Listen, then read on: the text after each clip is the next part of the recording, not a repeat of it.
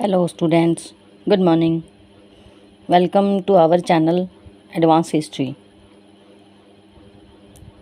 आज हम हमारे नोट्स के द्वारा करेंगे अकबर की धार्मिक नीति, यानी अकबर की हर वो धार्मिक नीति जिसके कारण उसे अपने साम्राज्य में महत्व मिला और अपने साम्राज्य का विस्तार उसने धार्मिक नीति के अनुसार की अपने साम्राज्य में, और किस प्रकार अपने साम्राज्य की कुछ नीतियों को अपनाकर उसने अपने राज्य को मजबूत बनाया और अपने खुद को एक अकबर बादशाह के नाम से अपनी जनता में वो प्रसिद्ध हुआ।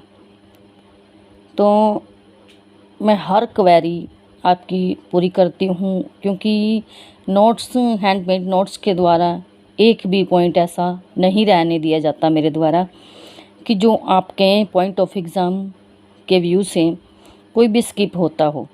अगर ऐसा होता है तो प्लीज़ कमेंट शेयर करें और बताएं कि क्या कमी है। ओके, तो let us we start Akbar की धार्मिक नीति और उसकी साम्राज्यवादी नीतियाँ जो उसने अपने साम्राज्य के दौरान बनाई। ओके, तो इसका फर्स्ट पॉइंट आता है कि सबसे पहले हिंदुओं पर उसने 1563 ईस्वी पर वे जो तीर्थ कर लगाया जाता था उन पर, हिंदुओं पर तीर्थ कर, और 1564 ईस्वी में जजिया कर उसने समाप्त कर दिया अकबर महान ने।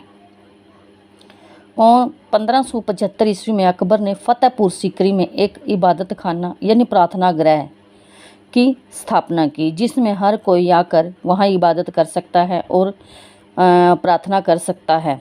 अकबर से कोई भी ऐसी क्वेरी हो, उसकी कोई भी ऐसी इच्छा हो, तो वो उस इबादत खाने के दौरान उस पर जाहिर कर सकता है और अपनी बात अकबर तक पहुंचा सकता है।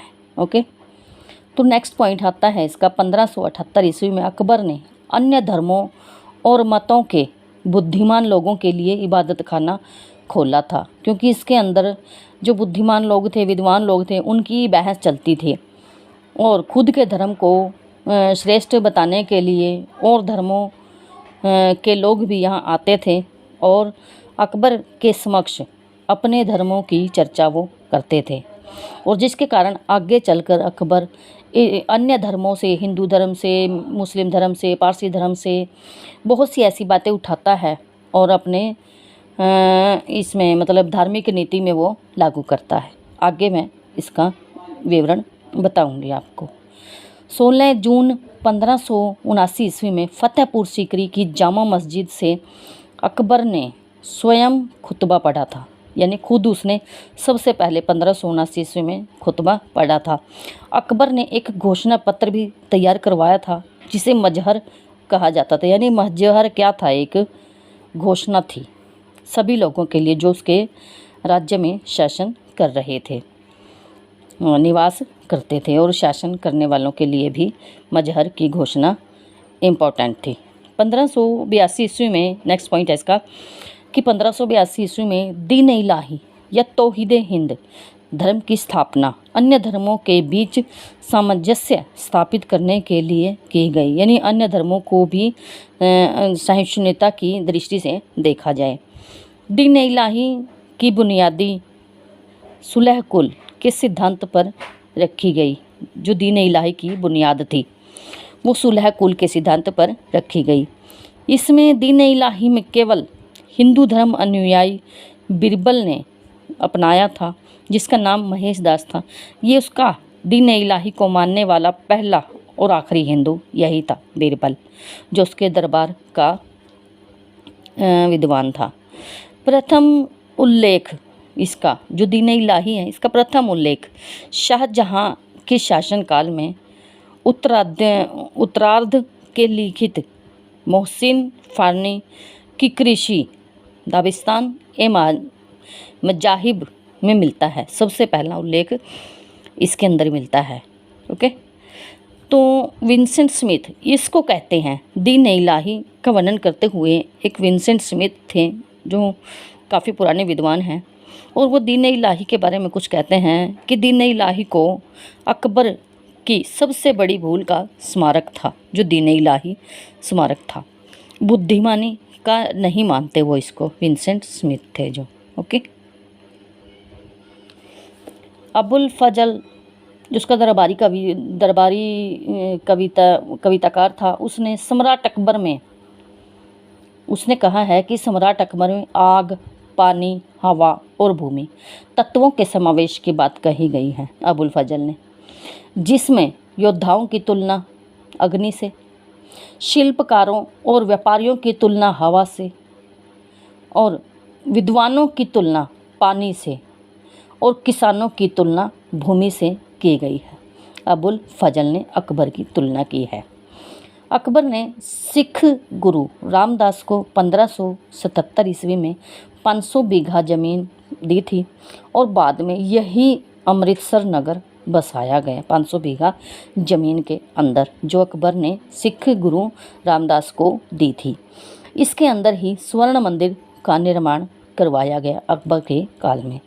अकबर द्वारा रक्षाबंधन, दशहरा, दिवाली, बसंत पंचमी आदि हिंदू त्योहारों को बड़े उत्साह से मनाया जाता था अकबर द्वारा। अकबर के मंत्री जो बीरबल की मृत्यु रोशनाइयों के दमन के समय हो गई थी, जब रोशनाइयों का विद्रोह चल रहा था तो तब उसकी बीरबल की मृत्यु हो गई थी। अकबर की राजपूत नीति, ये तो इसकी धार्मिक नीति थी जो हमने चर्चा की है। अब आ जाती है इसकी राजपूत की। राजपूतों के साथ उसके जैसे कछुआ राजपूत थे, उनके साथ इसके काफ़ी संबंध रहे हैं और उन्होंने किस प्रकार अपने साम्राज्य में राजपूत नीति लागू की। साम्राज्य की सहानुभूति प्राप्त करने के लिए जो राजपूत नीति उसने अपनाई थी। आमेर के राजा भारमल ने 1557 ईस्वी में अकबर के प्रति निष्ठा व्यक्त की थी, यानी अकबर के प्रति उसने निष्ठा व्यक्त की और 1562 ईस्वी में अपनी पुत्री का विवाह अकबर से किया था। आमेर के राजा भारमल ने 1563 ईस्वी में अकबर ने व्यक्ति पर जो कर लगाया जाता था उससे पहले, अकबर से पहले उस पर रोक लगाई और अकबर इससे उदारवादी राजा के रूप में प्रतिष्ठित हुआ। इसके करने के व्यक्तिगत कर हटाने के बाद वो एक उदारवादी राजा के रूप में महान हुआ, यानी प्रतिष्ठित हुआ।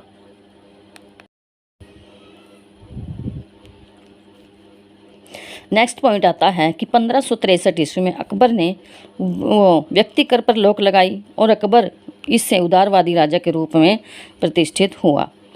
अकबर ने रणथंभौर के राज्याध्यक्ष हकीम दलपत राय को शाही सेवा में स्वीकार कर लिया था और उसे जागीर दी थी।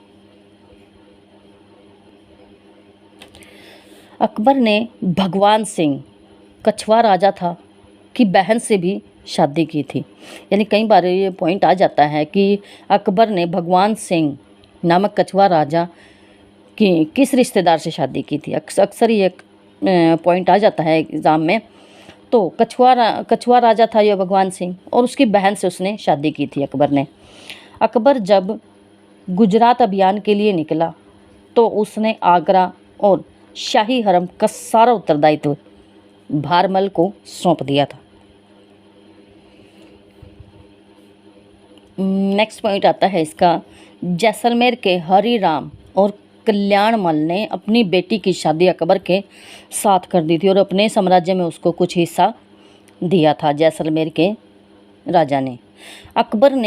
अगला पॉइंट है, अकबर ने पहली बार गुजरात अभियान के दौरान व्यक्तिगत रूप से राजपूतों को सैनिकों के रूप में शामिल किया था। यानी राजपूतों को सैनिकों के रूप में, जो राजपूत राजा थे उनको सैनिकों के रूप में कब शामिल किया था? गुजरात अभियान के दौरान पहली बार, और पहली बार उनका वेतन निश्चित किया था। यानी उनका वेतन गुजरात अभियान के दौरान उनको सैनिक के तौर पर यूज़ किया गया और उनका निश्चित वेतन दिया गया उनको।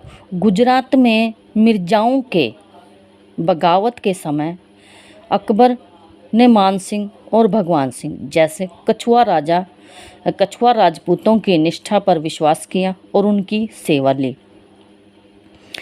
नेक्स्ट पॉइंट है, 1580 ईस्वी में अकबर के भाई मिर्जा हकीम काबुल का राज्याध्यक्ष था, जो ने पंजाब पर आक्रमण किया और मान सिंह और भगवान सिंह ने अभूतपूर्व शौर्य का परिचय दिया। और नेक्स्ट पॉइंट है पुरस्कार स्वरूप अकबर ने मान सिंह को सिंधु का और भगवान सिंह को लाहौर का राज्य अध्यक्ष बनाया था। अपने साम्राज्य के दौरान वह सेनानायक भी बना दिया था। राज्याध्यक्ष भी थे वो लाहौर के और सिंधु के। मान सिंह तो सिंधु का था और भगवान सिंह लाहौर का था। और नेक्स्ट पॉइंट आता है अकबर ने अपने राजपूत राजाओं के बादशाह द्वारा दी गई जागीरों के अलावा पैतृक जागीर पर शासन करने का अधिकार दे दिया था और अन्य अमीरों के साथ ऐसा नहीं हुआ। यानी पैतृक जागीर सिर्फ राजपूत राजाओं को दी थी उसने अकबर ने।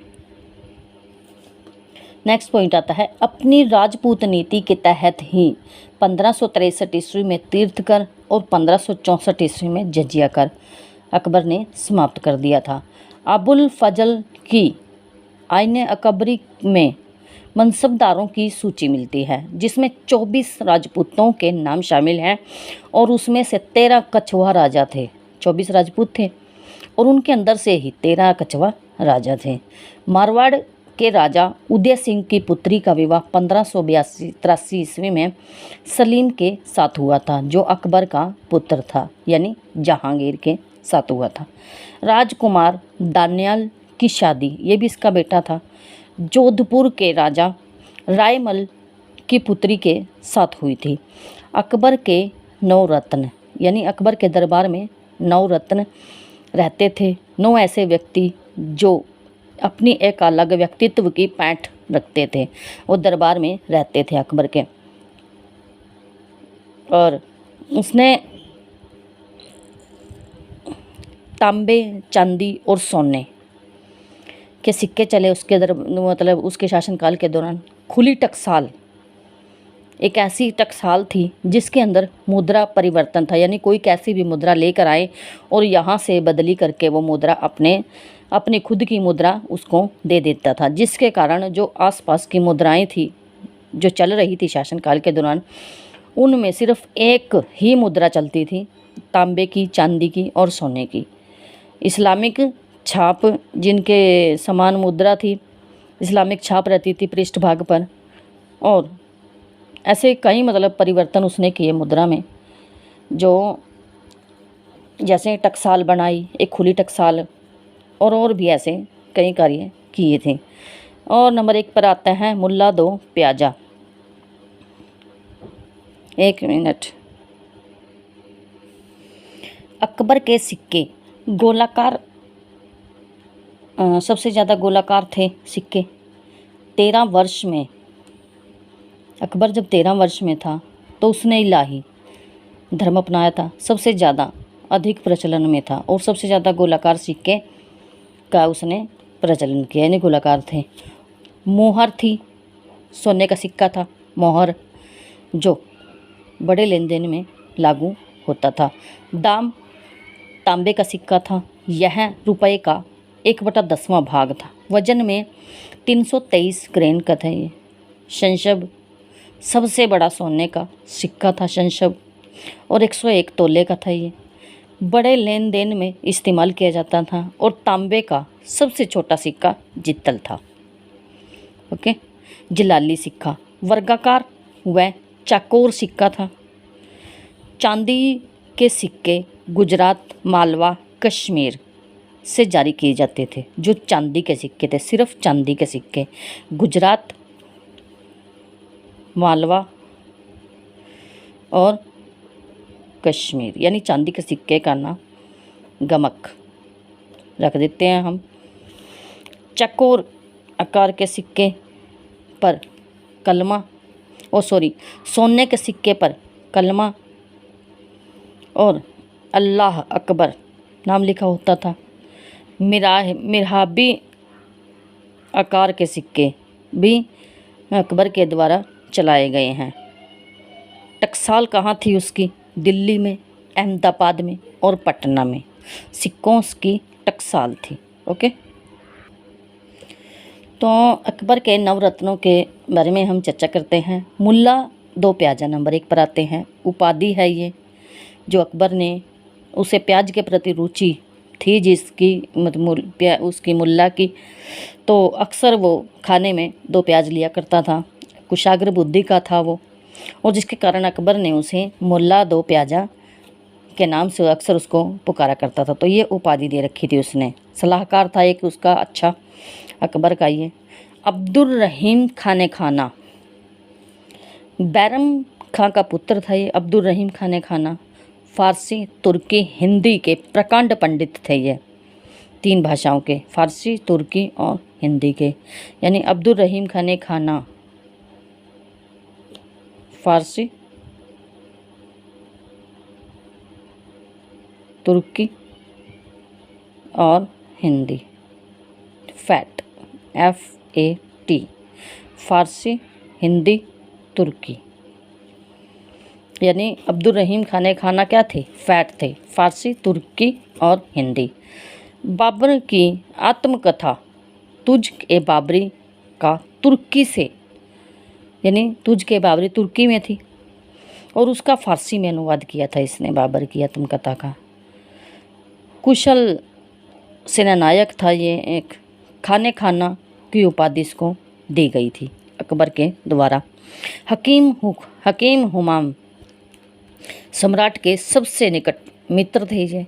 पाठशाला के प्रधान अधिकारी थे उस समय ये, अकबर के शासनकाल के दौरान। अबुल फजल कुशल सेनानायक थे। आईने अकबरी, अकबरनामा की कुछ कृतियाँ इन्होंने लिखी हैं।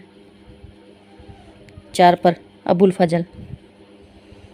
आईने अकबरी, अकबर के संस्थान, यानी अकबर ने क्या कुछ किया, कहाँ क्या कुछ उसने बनाया, और अकबर के संस्थान के रूप में इसको आईने अकबरी का नाम दिया गया। अकबर के संस्थान विद्वानों ने 7 वर्षों का कार्यकाल के अनुसार ये पूरी हुई।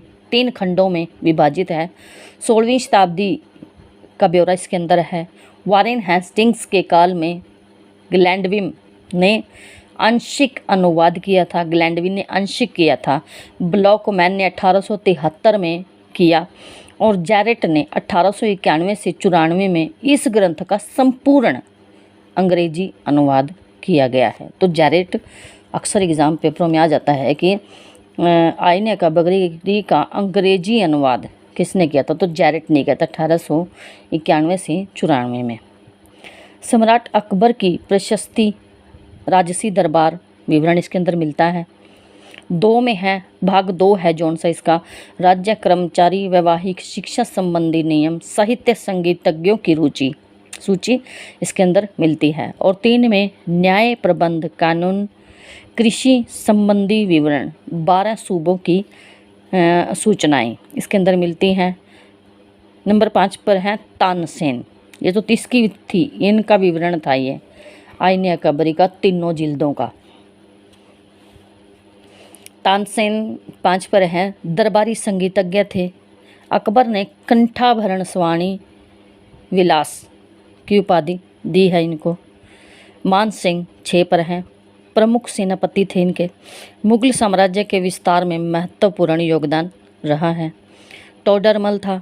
भूमि व्यवस्था जिनके नाम से चलाई गई, टोडरमल बंदोबस्त।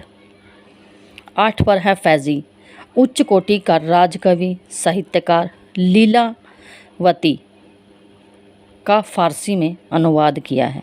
लीलावती जो गणित है उसका फ़ारसी में अनुवाद इसने किया है। बीरबल वाक्पटुता व चातुर्य के लिए जाने जाते हैं। तो इस प्रकार अकबर के 9 रत्नों की अपनी विशेषता उनके व्यक्तित्व के कारण है, उनके कार्यों के कारण अकबर उनको देते हैं। इबादत खाने में आमंत्रित धर्माचार्य, यानी इबादत खाने में कौन कौन से धर्माचार्य आए थे? हिंदू धर्म में देवी और पुरुषोत्तम दास ठाकुर आए थे। जैन धर्म में हरि विजय सूरी, जिन सेन चंद्र और सूरी, और विजय सेन सूरी और शांति चंद्र, ये जैन धर्म में आए थे। पारसी धर्म के थे दस्तूर जी मेहर राणा, इबादत खाने में आमंत्रित किए थे। ईसाई धर्म से एक्का बिक्का और मोंसेरात ये आए थे। I hope my every content is helpful for you. Please like, share and subscribe my channel. Thanks.